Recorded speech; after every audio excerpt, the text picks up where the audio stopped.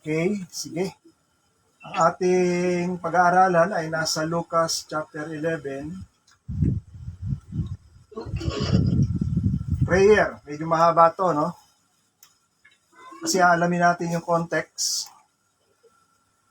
Sa Lucas chapter 11, verse 1.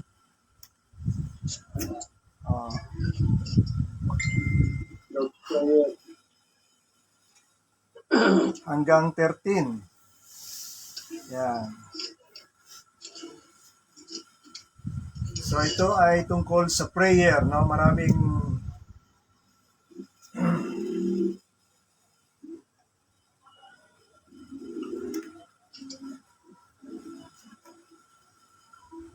Okay, babasahin ko. Lucas chapter 11 verse 1. At nangyari nang siya'y nanalangin sa isang dako. Nang siya'y matapos ay sinabi sa kanya ng isa sa kanyang mga alagad, Panginoon, turuan mo kaming manalangin, na gaya naman ni Juan na nagturo sa kanyang mga alagad. At sinabi niya sa kanila, pagka kayo nagsisipanalangin, inyong sabihin, Ama, sambahin nawa ang pangalan mo, dumating nawa ang kaharian mo, ibigay mo sa amin araw-araw ang aming pang-araw-araw na kakanin, at ipagpatawad mo sa amin ang aming mga kasalanan, sapagkat aming pinatawad naman ang bawat may utang sa amin. At huwag mo kaming ihatid sa tukso. At sinabi niya sa kanila, sino sa inyo nagkaroon ng isang kaibigan at pumaroon sa kanya sa hating gabi?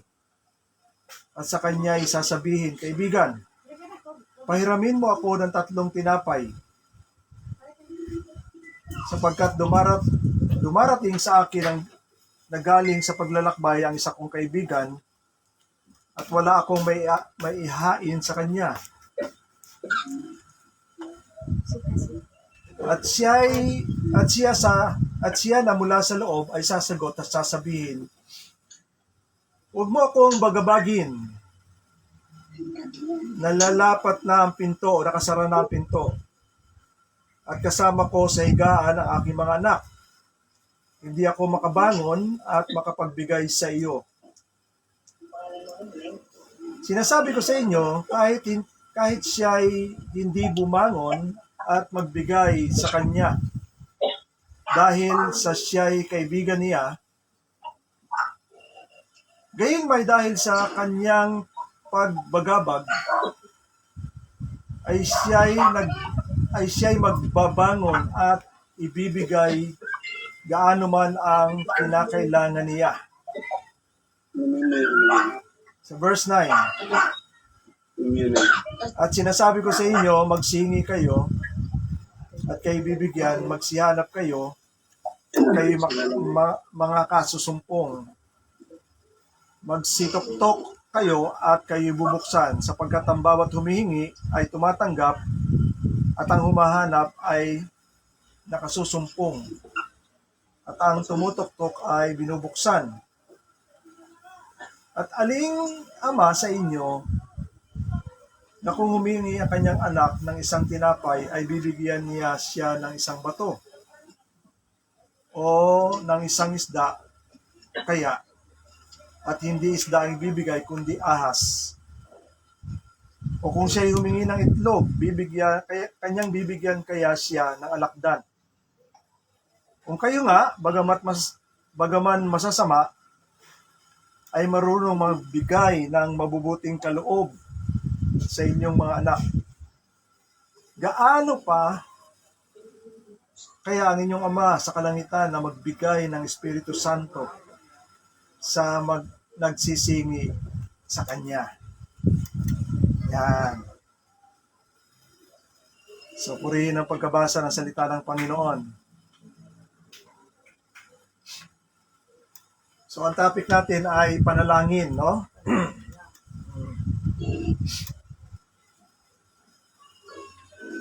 So pag binasa natin yung teksto na yan, yung ano, Walang laman yan. makikita natin na yung katugunan ng Panginoon. Dahil lagi natin kino-quote yung salitang kapag ikaw ay humingi, ikaw bibigyan. Kapag ikaw ay humanap, ikaw ay mas makasusumpong. At kapag ikaw ay kumatok, ikaw ay pagbubuksan. Pero sa realidad, no? Ganun ba siya kadali?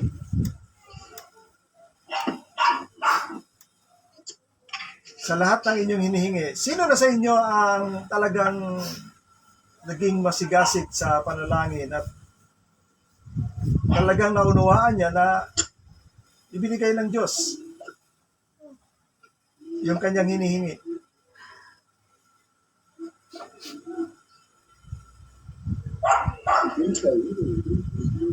Kaya panalangin ng isang matuwid. Hindi, yung actual talaga. Kung meron talaga kayo hiningin na talagang ipinagpilitan nyo na hingin. Ako, pinalangin ko, yung makapag-abroad ako. Pinakapag-abroad ako. Okay? Ako, yung mata ko. Yung nalangin ko magkaanak. Nakakita sa- Magkaanak ako. Malayo Nakatapos. ngayon, nakakakita. Hindi nakatapos. Okay?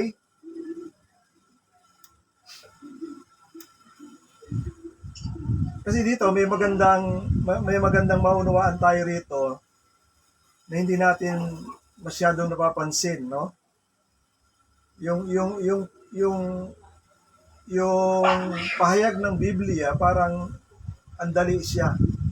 Pero alam naman natin, talagang pag nanalangin tayo ay hindi kaagad, no? Hindi natin kaagad na susumpungan o natatanggap yung mga panalangin natin. At alam ko, maraming nanalangin, kinakalimutan na nila yung pinalangin nila. Whether dumating ba o hindi. Pero alam ko, karamihan niya, pinakalimutan. Pero huwag niyo kakalimutan. Kasi pag hiningi nyo, talagang, pag kinalimutan nyo, ibig sabihin, hindi talaga kayo sincero sa mga hinihingi nyo. Oh. So dito, mapupunan nyo sa Matthew 6, mahaba itong tinurong prayer. Pero dito maiksi lang. No? Kaya sabi ng Panginoon dyan, at nagbigay kagad siya ng sample. Sabi ng Panginoon dyan, kapag kayo mananalangin, ganito ang sabihin nyo, Ama, sambahin nawa ang ngalan mo. No? Dumating nawa ang iyong kaharian. Sa English, nakalagay yan, Father, hallowed be thy name. Yan. Yung salitang hallowed, ang original word niya ay hagiadso. Galing sa salitang hagios. Yung hagios ay holy. Pag sinabing hagiadso ay to make holy. Pero sa ibang translation, sinasalin nila ng sambahin. So, ang sabi ng Panginoon, ilalapit natin yung literal, to make holy your name. Yan yung hagiadso. To make holy your name. Anong ipinapaunawa ng Panginoon ka? Igagalang mo. Yan, ikagalang. Pagkagalang mo, hindi ka pwede magsalita ng masama. Ano pa?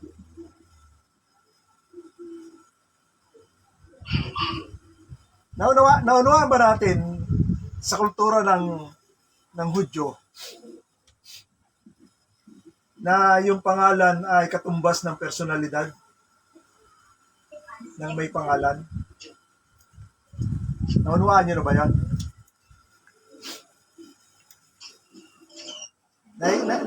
nakikita nyo yung mga anghel pag sinusugo? Dala nila yung pangalan ng Diyos. Nakita niyo na ba yung konsepto na yon? Yung name kasi iba ang tingin sa Hudyo niyan, no? Kaparehas siya ng person. Kaya pag siniraan mo yung pangalan, katumbas siya na sinisiraan mo yung persona Tao. ng tao. Pareho lang yung mga pare anong panahon. Hmm. May Kaya- gamit may pangalan ng pare. Kaya hindi mo pwedeng lapastanganin yung pangalan lang, no? Nasabi mo pangalan lang 'yan. Ginagamit yung pangalan. Ah. Kaya maunawaan natin, no, sa Diyos, yung pangalan ay katumbas ng personalidad ng Panginoon dahil pag hinamak, 'di ba? Ano yung nasa commandments ng Panginoon? Kasama yung pangalan doon. Thou shalt not use the name of the Lord Hindi. in vain. Oh.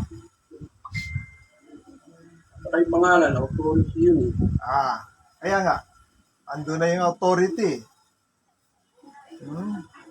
Kaya pag sinabi ng Panginoon, pakabanalin mo ang pangalan niya. Ha? Kasi sa langit, 'di ba? Alam naman natin yung anghel, araw-araw nagsasalita, banal, banal, banal, banal.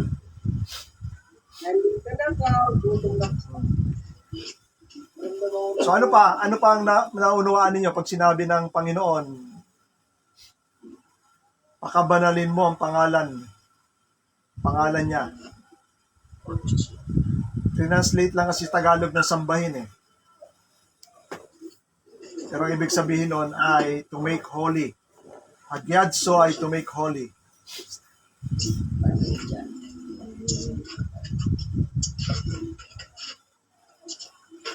Galang, ano pa?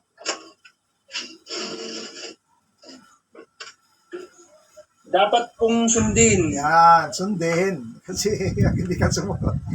Hindi paggalang yun. Tandaan natin, no? Iba ang Diyos pag nagsalita. Walang option na hindi ka sumunod. Kasi nagiging kasalanan mo yun. Ha? Ganyan katindi ang kabanalan ng Diyos. Wala kang option.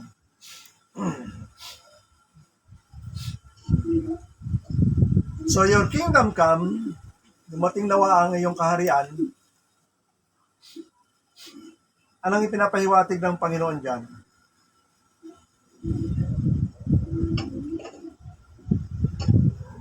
Di ba may karugtong ito? Sa Matthew 6, your kingdom come, ano yung kasunod? Your will be done. Yung kalooban mo ang masunod. And number 3, give us this day our daily bread. So bakit sinawa ng Panginoon sa panalangin yan?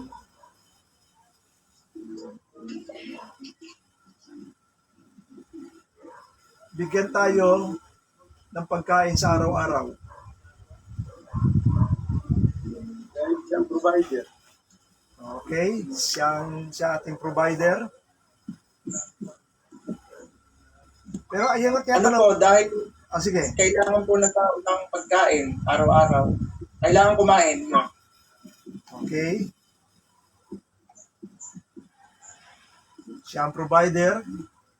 Kailangan ng tao ng palaging may pagkain upang hindi tayo mawalan o magkulang. Diba? So lalabas yung prayer na yan, huwag tayong pagkulangin, no? Sa lahat ng ating pangailangan, maging sa ating hapagkainan. So sino na sa atin ang nakaranas na nagpas na ng Dahil wala. May panahon ba na naranasan natin na nag-fast na tayo dahil wala naman talagang kakainin dahil kaya tayo nag-fast? Wala naman. Hindi pa naman marating doon. Hindi pa naman dumarating, ha? Talagang pinagpapala pa ng Panginoon. Ngayon yung bread. Kaya nga sinasabi ko sa inyo, yung sabi ng Panginoon, give us every day our daily bread. Ano sa tingin nyo ang pananaw ng Biblia about bread?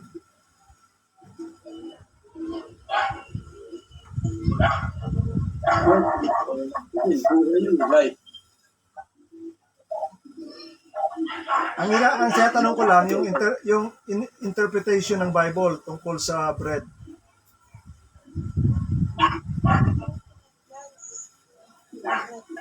Ano, Marna? Lapit mo, hindi ko marinig, hindi niya marinig yung alin. Kuya, bread, buhay. Tama, pero yung interpretation ng Bible about bread.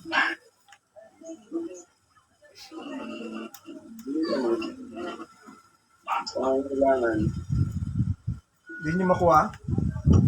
Isa sa interpretation ng Bible about bread, sabi ni Jesus Christ, I am the bread of life. Si Jesus Christ, ang bread from heaven. So tatanungin ko kayo, bakit inihalin tulad ni Jesus Christ ang kanyang sarili?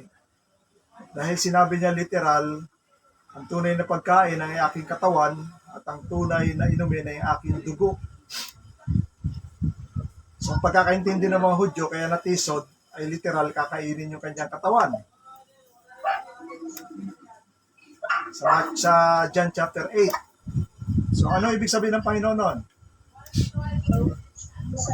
Bakit ito sinasabi? Inihambing niya ang kanyang katawan sa tinapay. Paano mabuhay? Salita ng buhay. Pag wala ka sa kanya, Okay, tama rin yan. yun ang magsusustain ng buhay mo, Jesus Christ. Pero sinasabi ng Panginoon, kung naalala natin, di ba? Unawain nyo sa context ng ministry ng Panginoon. Tayo lahat ay makasalanan. Ang judgment ng Diyos sa kasalanan, di ba, ay mamatay. Di ba? The soul who sin is the one who die. So, ibig sabihin, judgment na tayo. So, yung sinasabi lang ni Jesus Christ, gusto ko maintindihan ninyo, inihalin, kung ang tinapay, pag kinain natin, ay makapagdudugtong o makapaghahaba ng ating buhay, si Jesus Christ, kaya sinabi niya, siya ang tunay na tinapay na mula sa langit, pero hindi literal na kakainin, kundi iaalay niya ang kanyang katawan doon sa krus ng Kalbaryo para tayo ay mapatawad sa kasalanan at magkaroon ng buhay na walang hanggan sa pagpapadala ng Diyos Ama ng kanyang banal na Espiritu upang magbigay sa atin ng buhay na walang hanggan. So katulad sa tinapay, so yun ang magiging pagkain ng buong pagkatao natin. Pero ang dating hindi kain kundi legal, sa legal na paraan. Mabayaran ng ating kasalanan, huhugasan tayo, so medyo masalimuot. Pero iyon ang naging dahilan para tayo magkaroon ng buhay na walang hanggan. At hindi na tayo humantong sa kahatulan. Diba? Naalala niyo yung Romans chapter 8? Kaya nga, wala na sa kahatulan ang sinumang na kay Kristo Jesus. Ano pa? Hindi na tayo magkano rito kasi medyo mahaba ito. Ano pa yung ano ng bread? Dahil sinasabi ko sa inyo, bakit sinasabi ng Panginoon, give us today yung pangailangan sa bread, every daily bread. Hindi nyo naalala? Yung sa komunyon, Yun na yun, yung katawan ni Kristo. Hindi nyo naalala? nagre-represent. Yung Canaanite woman na humihingi ng kagalingan doon sa kanyang mga anak. Ano sabi ng Panginoon doon? Hindi nararapat ibigay ang tinapay para sa mga anak sa aso. Naalala niyo? Anong bread yon? Pagkain ba yon? Salita. Anong bread yon?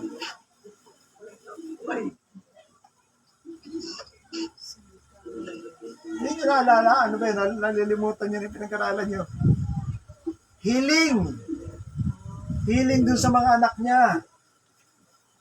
Dahil sa naglalasog. So, in-emphasize ng Panginoon din, pinakita ng Panginoon, hindi lang pagkain ng kanyang ang bread, kundi iyon ay pangangailangan sa kagalingan. Inilarawan lang niya sa tinapay na hindi pwedeng ibigay sa aso, kundi ito ay nararapat sa mga bata, sa mga anak. So, kaya sinasabi ko sa inyo, hindi lang ang pinatutungkulan nito, bigyan tayo ng araw-araw na pagkain, hindi lang pagkain, kundi yung iba pang ating pangailangan, kasama na dyan yung kagalingan. Oo, gamot yun eh. Hmm. Gamot sa gutom, yung pagkain. Ah. So, maunawaan nyo, no? Hindi tayo nag-invento ng yan ang paglalarawan ng Biblia. Yan ang tinatawag natin na exegesis. Hindi tayo nagpapatong ng kahulugan. Kinukuha natin yung mismong kahulugan ng Biblia.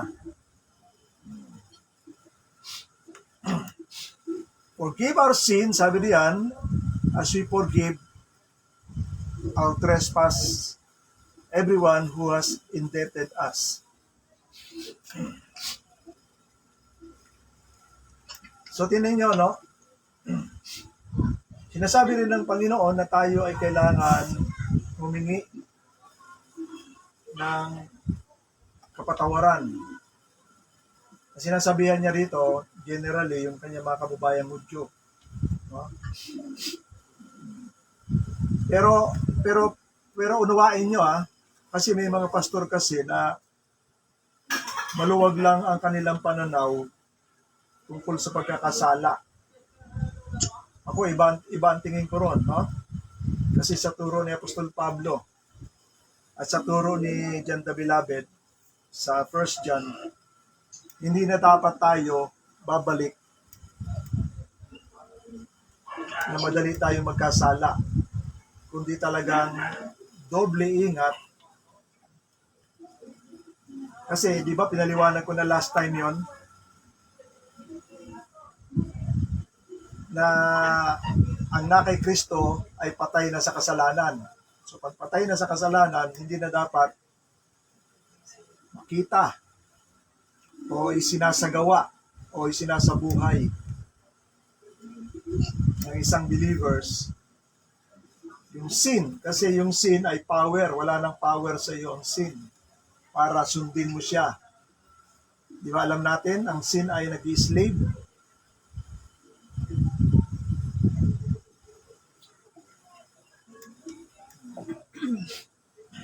Pero hindi ko naman sinasabi na perpekto ang isang Kristiyano na hindi siya magkakasala. Hindi ganon, no? Meron pa rin tendency siya. Pero kailan maunawaan natin na ang Kristiyano ay pinalaya na sa kasalanan.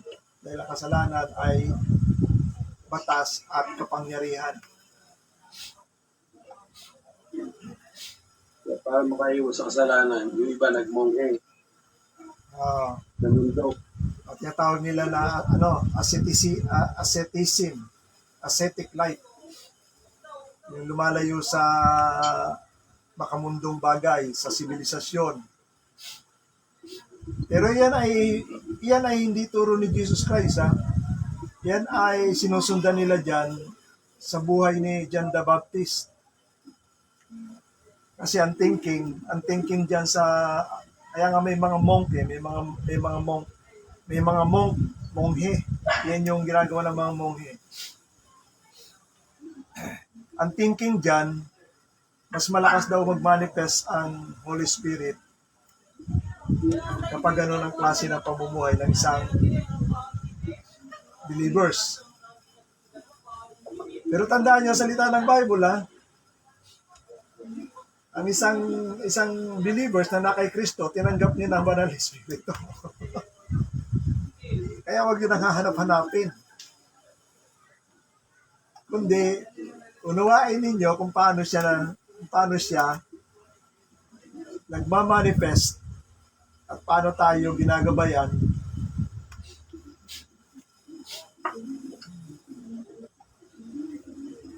Kasi marami mga Kristiyano, inaabangan nila sa feelings eh.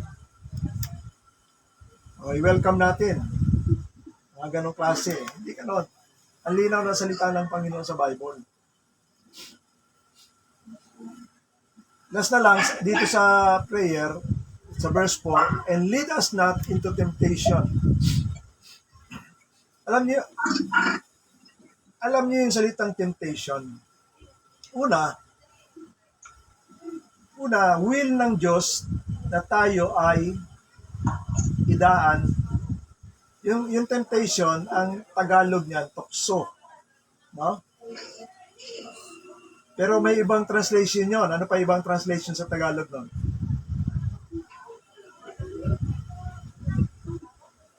Yung temptation. Ha? Anong ibang translation sa Tagalog ng temptation? Tukso, ano pa? Pagsubok. Gawain niya. Bayan. Kalooban ng Diyos, lahat tayo ay subukin. Bakit ko nasabi? Kasi si Jesus Christ, pinasubok niya eh. Even si Jesus Christ, hindi exempted eh. Yung mag-asawa sa garden, isinama sa subok yon. Bumagsak. Nung sinugo ang Panginoon, hindi siya exempted. Dinaan din siya sa Matthew 4. Pagsubok. Pero ang prayer na at tinuturo ng Panginoon sa atin, ipagdasal natin na huwag tayong idaan sa pagsubok. Bakit? Sinasama niyo ba sa prayer yan?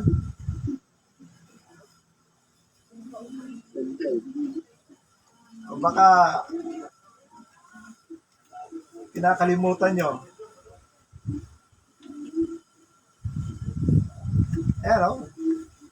Lead us not into temptation. Huwag mo kaming dalhin, Panginoon. Naalala nyo? Kasi inaalaw ng Diyos yun. Ang Diyos ang nag-aalaw.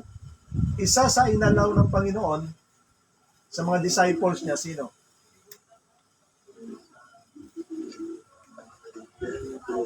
Ha? Pedro yata. Si Pedro. Pedro. Sabi ng Panginoon, Satan wants to sift you. Gusto kanyang salain.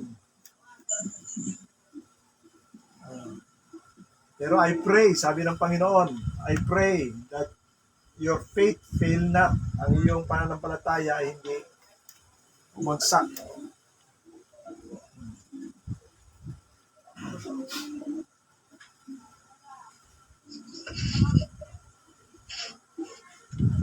Susubukin tayo pag hindi lumalabas yung tunay na pananampalataya.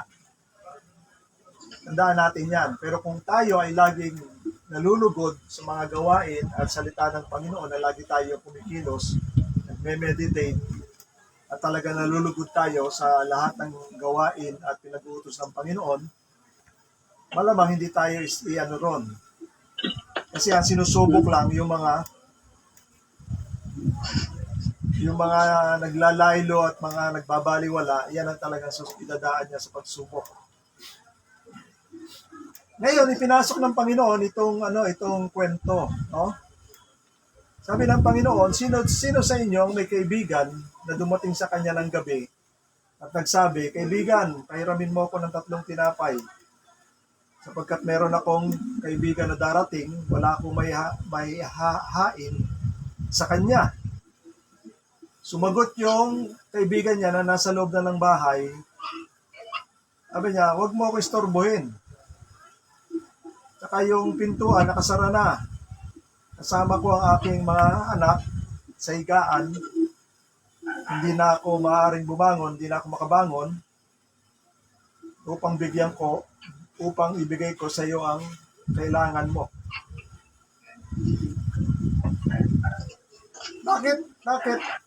Bakit kinuwento ng Panginoon yan?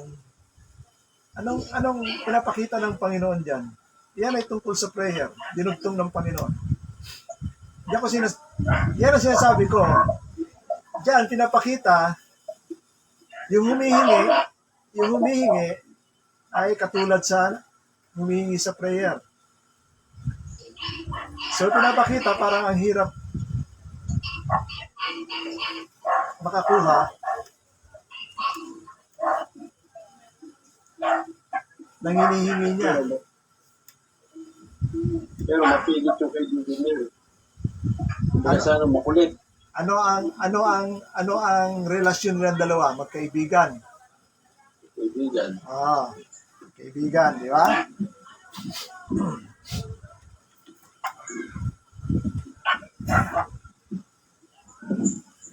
So pinapakita diyan yung kultura din ng pamumuhay ng mga Hudyo noong unang panahon.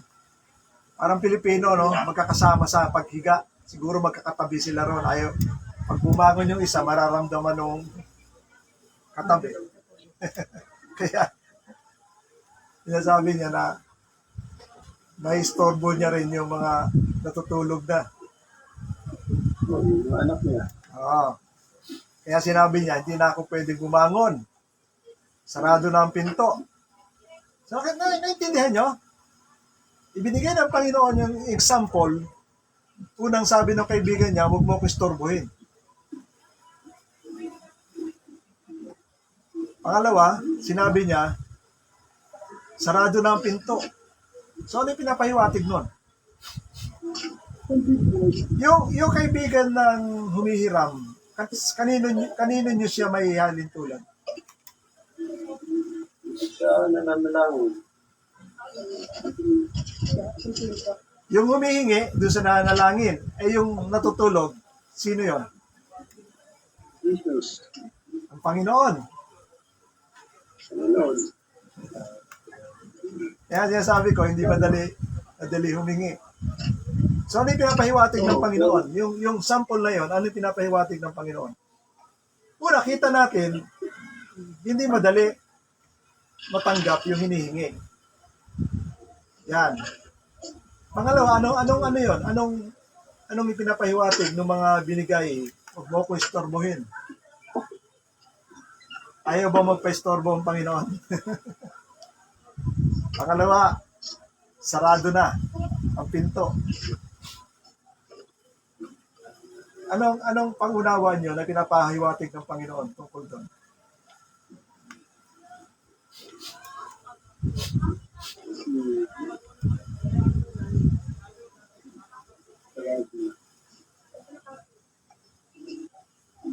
Ibig sabihin, tapos na yung bigayan.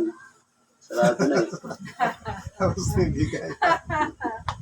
Tawag ka. Nakalagtran. Sa akin, ang unawa ko ganito, no? May mga pagkakataon na yung parang hinihingi mo sa Panginoon, parang dead na, wala nang tsansa. Naintindihan niyo? Parang ganyan, sarado ng pinto. Parang hindi pwede. Oo. Wala nang chance. Nakikita niyo ba yun? May mga pagkakataon na pinipray kayo. ay parang nakikita nyo, walang ka-chance-chance eh. Parang saradong-sarado eh. Walang gana-gana. Oo, walang kapag-apag-asa. Una, binalik ko sa inyo, no, yung tungkol dun sa bread. No? Diba? Ipinakita ko sa inyo na hindi lang siya tinapay para pagkain. Isang pangailangan ay yung kagalingan ng pinakita roon sa ibang sample sa Syrophoenician woman na inihalintulad siya sa isang aso. No? Pero ang sagot ng babae, opo, Panginoon, kahit na aso, nakakakain pa rin ng pagkain galing sa dulang o lamesa ng kanyang amo.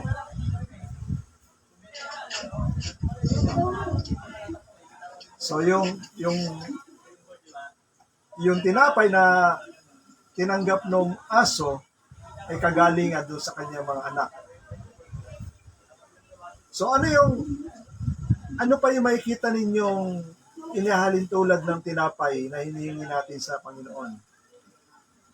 Consider ba yun ng mga legit na mga requests?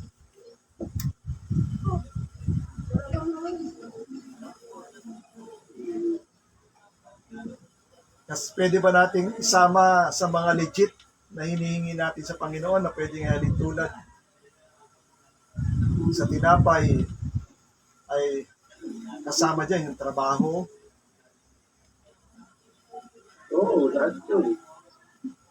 Pwede nihingi natin. Diba? Pangailangan. Kasi pag wala kang trabaho, walang pagkain, walang bread.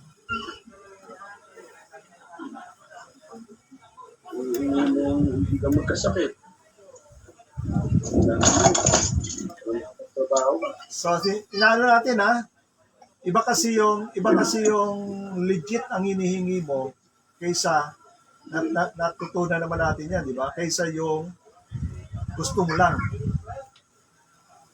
Di ba? Iba yung need sa want.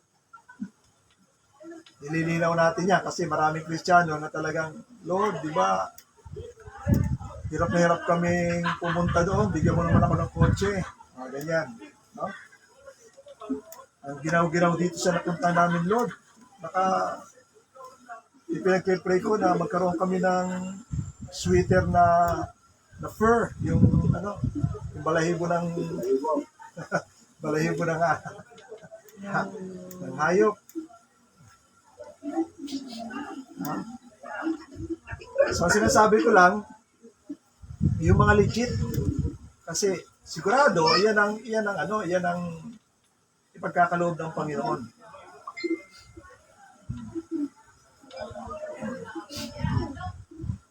So, anong dahilan? Bakit binigay kahit na ayaw nung kaibigan? Sabi ng Bible, sabi diyan, hindi siya, sinasabi ko sa verse 8, sinasabi ko sa inyo, ano sa Tagalog to? Sa verse 8, sinasabi ko sa inyo, kahit siya hindi bumangon at magbigay sa kanya dahil sa siya'y kaibigan. So nakita niyo?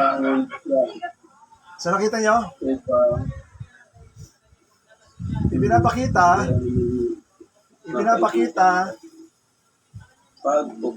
yung hindi nakapagbangon doon sa kaibigan, yung tinginan nila na sila magkaibigan. Hindi yun na nakapagpabangon. Dahil yung magkaibigan sila, hindi yun na nagpabangon sa kanya. Hindi nagpabangon. Di ba? Kaya kung sabihin nyo, malakas ako dyan dahil kaibigan ko yan. Pero dito, hindi nakapagpabangon yon.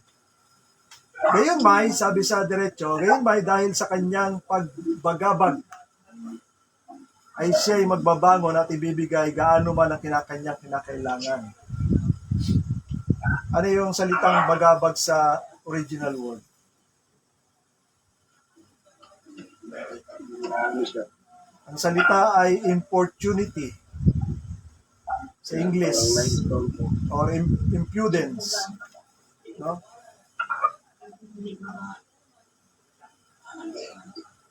Ang Tagalog ay pagbagabag. Sa inyong Bible, anong Tagalog sa inyo? No? Pagpupumilit, ang Tagalog dito. Pagpupumilit, no? Pagpupumilit. Hirap ako sa English dito, impunity, importunity, or impudence. Sabi dito, babangon siya upang ibigay ang hinihingi ng kaibigan dahil sa pagpupumilit nito. Hmm. Ibig sabihin, kumbaga sa prayer, pray lang siya ng pray. Yun kaya nakapagpabangon sa kaibigan niya dahil siya ay nagpupumilit. May sabi dito pupumilit. Ibig sabihin, kumbaga sa talaga inistorbo na niya. Yung may tindahan. Katok na ng katok. Bigyan mo na ako. Hindi mo makakatulog. Inistorbo siya eh. Pipilitan talaga siyang bumangon at magbigay para makatulog na siya ng diretso. Pag inirepair natin sa Diyos yan, mababagabag ba natin ang Panginoon? O mapipilit natin ang Panginoon? Dahil sa kanya yun. Dahil nakikita naman niya lahat eh. Hindi natin mapipilit ang Panginoon. Yan ang pinapaano ko sa inyo. No? O, di natin mapipilit siya. Kasi nakalagay dyan, dun sa kaibigan, dahil sa pagpupumilit, para pinakikita na sa pagtsatsaga at pagpupumilit, ay nabigyan siya. Pero pag inilagay natin yan sa Panginoon, pwede ba natin yung yung kamay ng Panginoon na nakaunat pilitin natin mababaloktot ba natin? Lord, bigyan mo na ako. Hindi natin magagawa. Lalagay. Hindi natin mapipilit ang Diyos. O kaya, pipicturahan mo ang Panginoon. Sige na, ibigay mo na yung... Hindi Ang natin, tao mapipilit. Pero ang Diyos hindi natin mapilit. hindi natin na... O, tinan nyo ha. Ngayon, pagkasabi niya ganyan, dahil sa kanyang pagpupumilit, siya babangon at ibibigay sa kanya gaano man karami ang kanyang pangangailangan. Sa verse 9, sinasabi ng Panginoon, sinasabi ko sa inyo, unawain natin kasi isang buong context to Isang buong context. Sinasabi ko sa inyo, sa verse 9, humingi kayo at kayo bibigyan, humanap kayo, kayo'y makasumpong, humatok kayo, kayo'y pagbubuksan. Ang sino mang humihingi ay nakakatanggap, ang sino mang naghahanap ay nakakasumpong, ang sino mang kumakatok ay pinagbubuksan. So, pag itong verse na ito, parang kitang-kita mo na ang dali, nakatatanggap talaga. Anong dating sa inyo, no? Anong ibig sabihin sa inyo? Nung sinabi ng Panginoon, sino mang pumatok, humingi, nakakatanggap. Ang sino mang maghanap ay nakakasumpong. Ang sino mang pumatok ay pagbubuksan. Anong dating sa inyo? Anong unawa ninyo? Sure ba?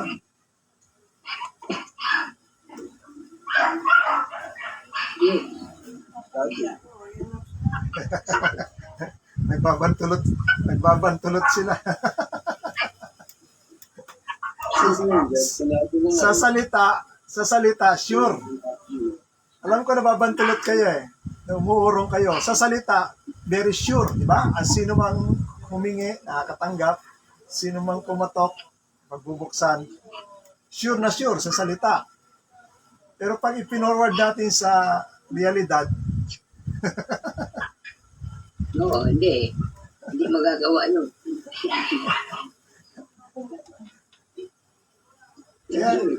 kaya nga, Yung palataya ka na ibibigay yun. kaya nga unawain natin, no? Ano ba ibig sabihin ng Panginoon diyan? Dahil doon sa kwento, yung unang kwento, medyo mahirap talaga dahil ayaw bumangon ng kaibigan. Kahit na sila magkaibigan, hindi siya napilit dahil sa kanilang pagiging magkaibigan. Napilit lang siya dahil nagpumilit. Oh. Kaya dinugtong dito, ang sino mang kumakatok ay pagbubuksan, humihingi, nakatatanggap, at ang sino mang naghahanap ay nakakasumpong. Ngayon, dinagdagan pa niya sa verse 11, no? Ha? Sabi niya riyan, kung ang isang anak ay humingi ng tinapay sa kanyang tatay, bibigyan ba niya ito ng bato? O kaya humingi siya ng isda, bibigyan ba niya ito ng ahas? O kaya humingi siya ng itlog, bibigyan ba siya ng alakdan o scorpio? Ngayon, ang sabi niya sa verse 13, kung magkagayon kayo nga na masasama, ay alam ninyong magbigay ng mabubuting kaloob sa inyong mga anak, mabubuting bagay sa inyong mga anak, gaano pa, yan ang salita sa Bible, gaano pa ang Ama na nasa langit na hindi bigay. So sa kabuuan, ano ang pinapakita na ipinapahiwatig o pinapakita ng Panginoon na aral dyan? Mahirap, madali. So, sinabi ko na sa inyo, di ba? Diyan, nagpumilit na nakakuha siya. Pero pag nagpumilit tayo sa Diyos, hindi natin mapipilit ang Diyos.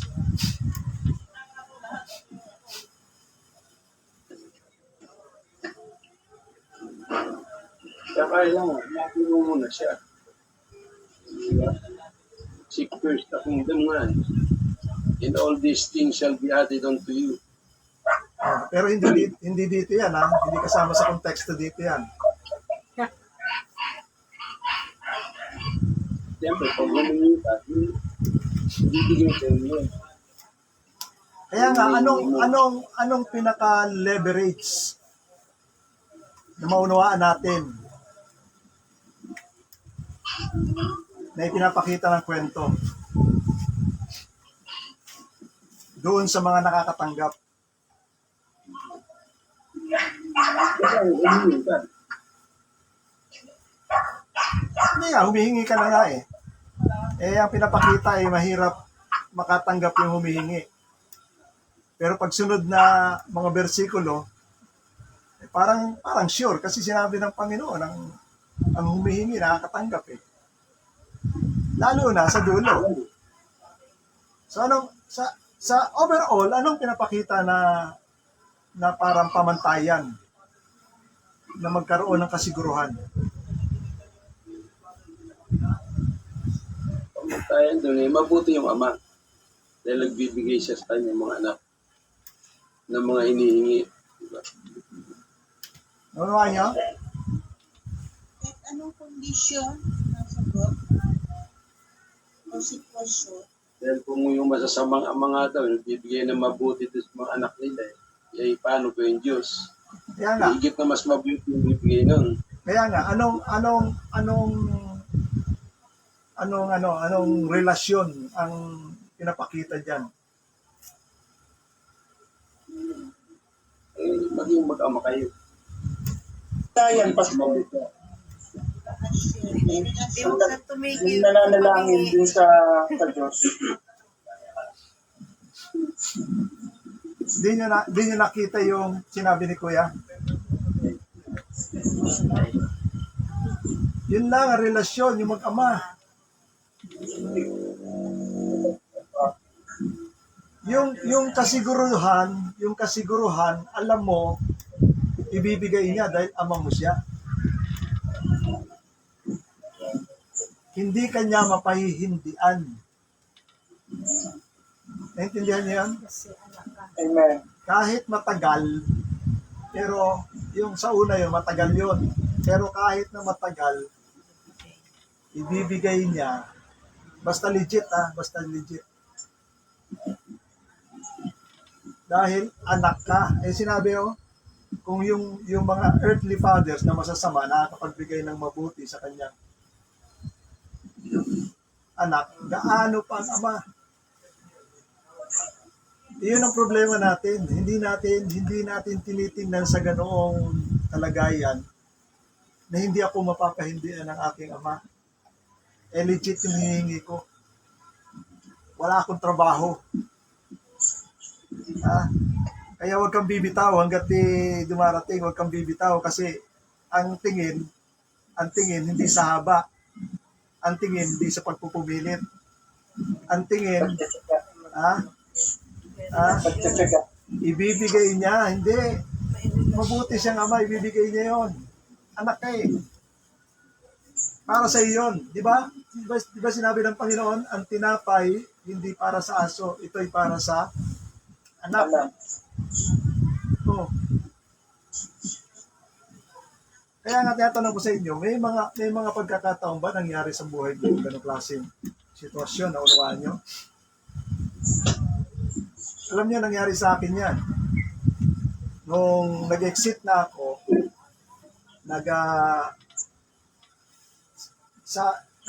nasa Kadabi, sa Sudan. Nag-exit ako.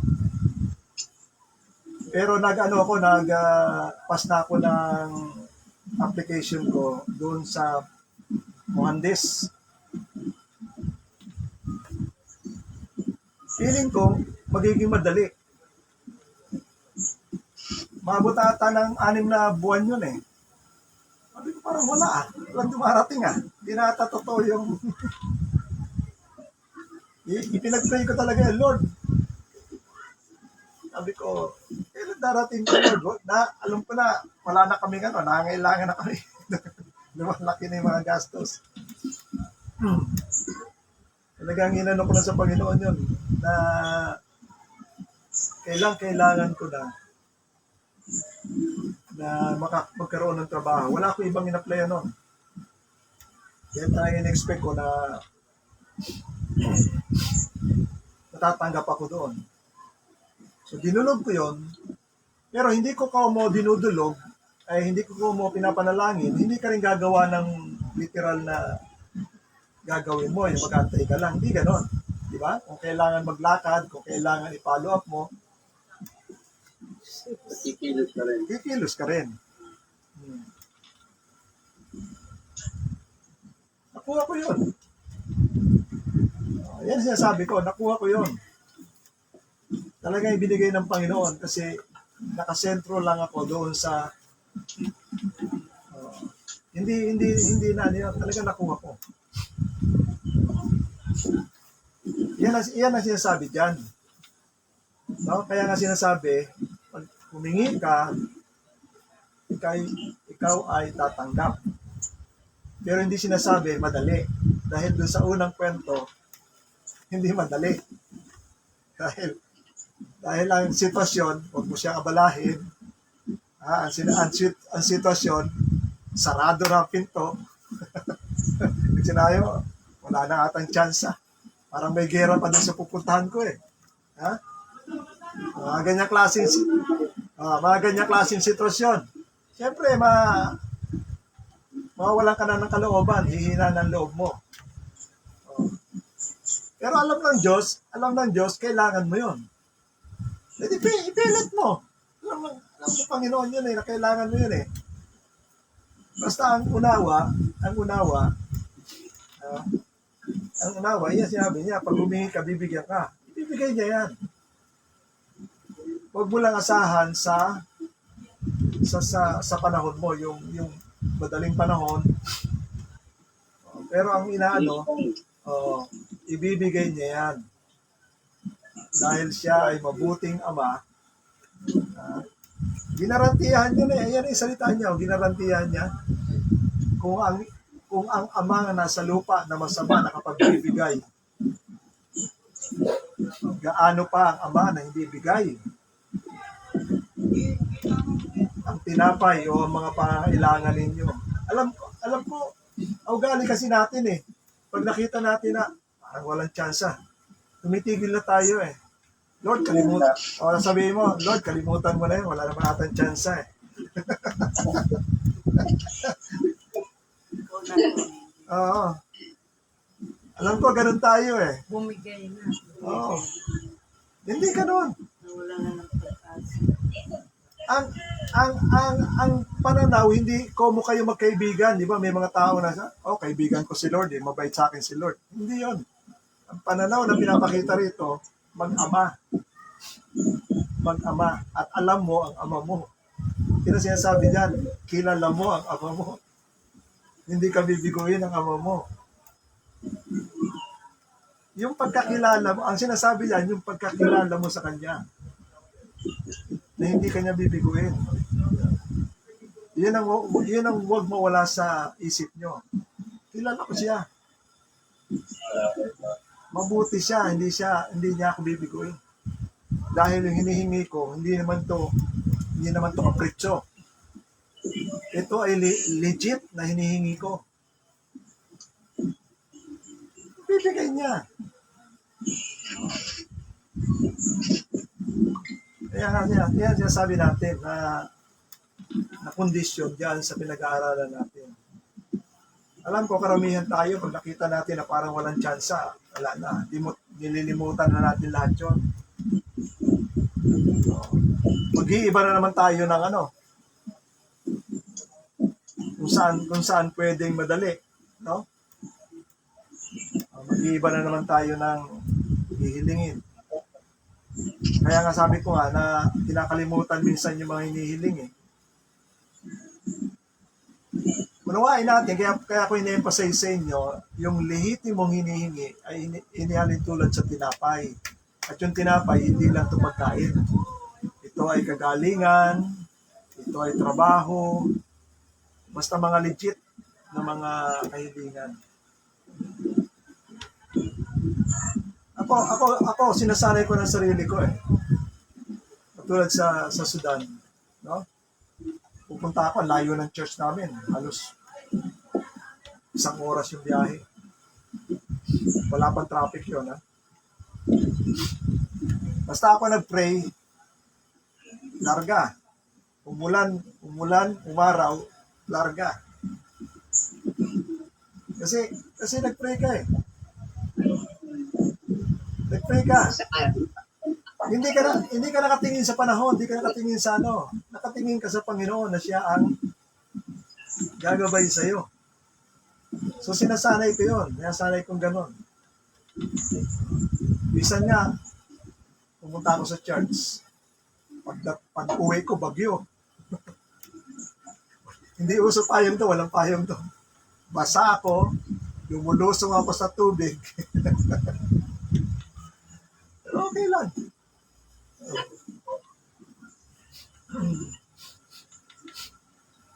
Sanayin nyo kasi ang dinidevelop ng Panginoon sa atin yung pagkakilala mo sa Kanya. Kasi nakalagay sa Bible yan, gawain nyo sa Bible, kung anong sukat ang ginamit mo, iyan din ang sukat na gagamitin sa iyo. Gawa nyo? Kung kapira-piraso lang pagtitiwala mo sa Kanya, kapira-piraso lang din ang Kaso, bibigay. ibibigay.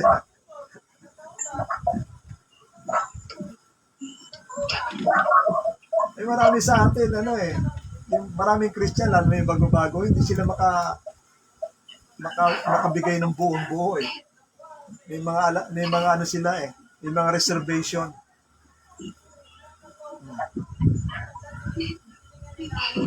Hindi mo magagawa sa Panginoon yun. Dahil hinihingi ng Panginoon yung kabuuan, di ba? You must love the Lord with all your heart, with all your soul, with all your strength, and even with all your wealth or money. Di ba? Sabi ng lalaki, anong dapat kong gawin para makapasok sa karya ng langit? Ibenta mo ang kayong kayamanan. Pero mo, lahat yun, kayamanan niya. Pamigay mo sa mahirap at sumunod ka sa akin. Tayo bigay ba niya? Baka nasa isip nun. Lord, 10 taon kong pinaghirapan.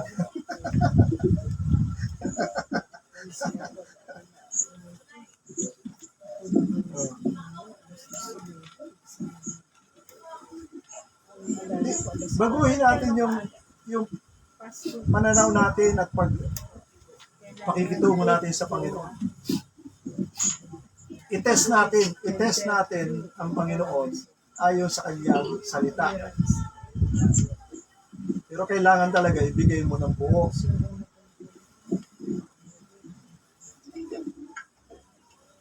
At hindi kanya pababayaan.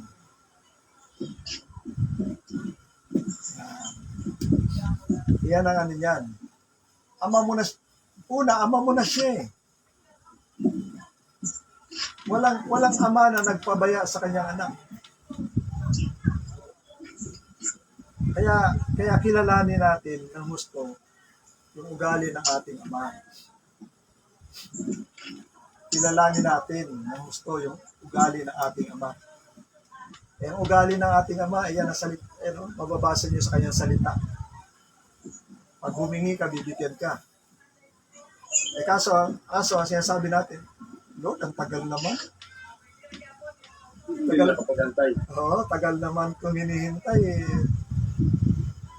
Baka hindi legit yung hinihingi mo. Kapritsyo mo lang. Iibahin na lang yan. Oo. May page. Alam nyo isa sa matitest sa atin yan. Alam mo kung saan? Healing.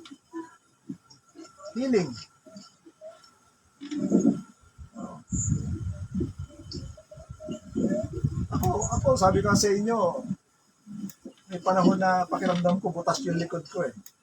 Nagpaano na ako, tinamaan ako ng TV. Gustong anong tawag doon, yung dinudukot para i-test. I-biopsy yung likod ko. Ni-research ko, di maganda pala i-biopsy yung lungs. Kasi pag nabutasan yun, sumisingaw na raw yung hangin doon. Pag nabutasan daw yun, sumisingaw na yung hangin.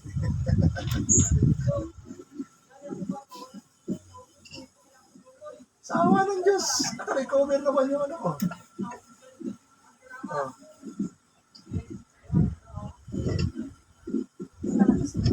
Kaya nga, yan na natin. Kasi yan ang sabi ng Panginoon eh.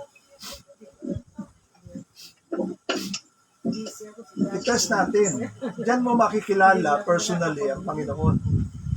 Kung totoo, ito ang challenge natin. I-challenge natin ang katotohanan ng salita ng Panginoon personally sa ating buhay. Kasi pag naranasan mo yan, totoo yun. Kasi marami sa atin, hindi talaga naranasan yung sinasabi ng Panginoon. Para nag-aalatsamba lang sila. Baka sakali lang. Uubra ba? Hindi. Uubra ba? Hindi.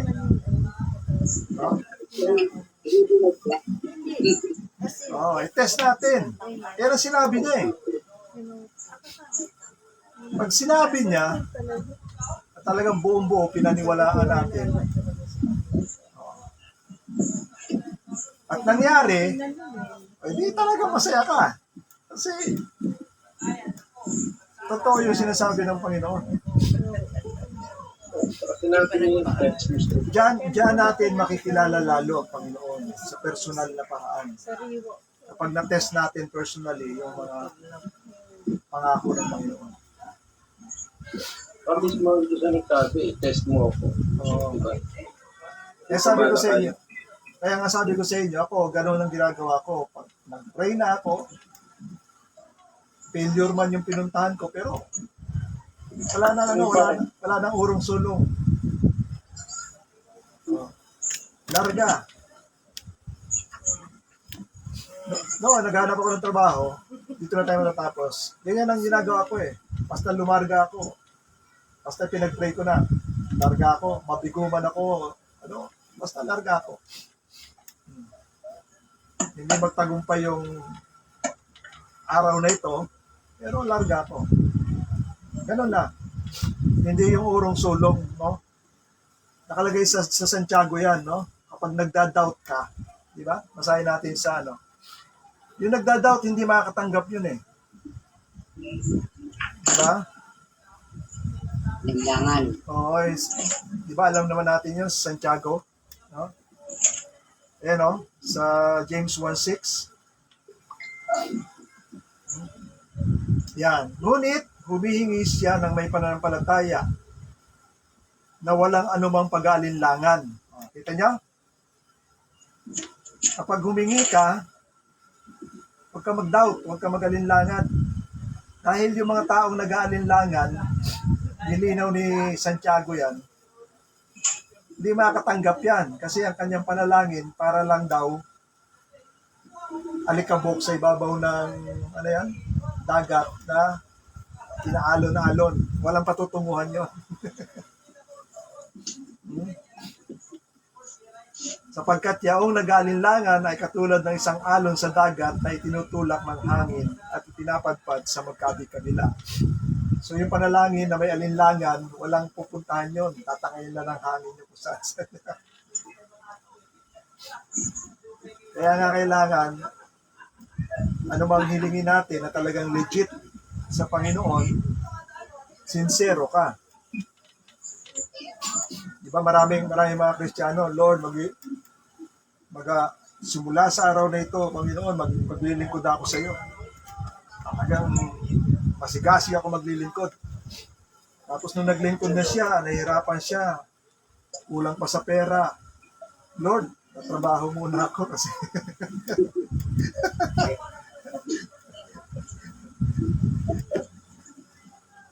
nagugutom na ako noon eh.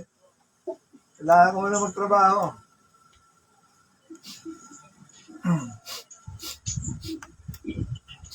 Natatawa lang tayo, no? Ako, sabihin ko sa inyo, ako, ganyan din dati. Ganyan ako dati. Urong sulong.